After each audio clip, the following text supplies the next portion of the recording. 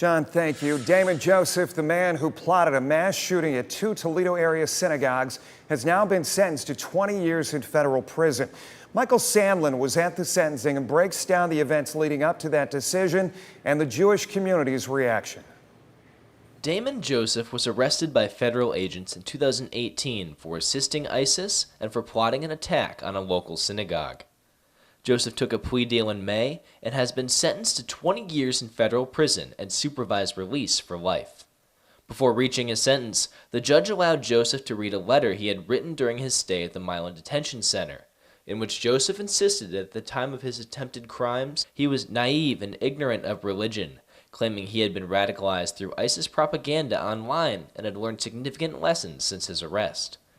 The prosecution was quick to point out that this is still the same man who told authorities he had a 9-point plan to commit mass casualties on the local Jewish community, and made plans with an undercover agent he thought was a fellow ISIS sympathizer.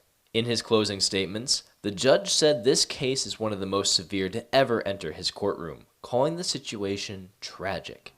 Local Jewish community leaders from the Jewish Federation and Congregation B'nai Israel, one of the synagogues targeted by Joseph, released statements reacting to his sentence. The Federation stated, "The sentence reflects the community's rejection of his hate and punishes him appropriately.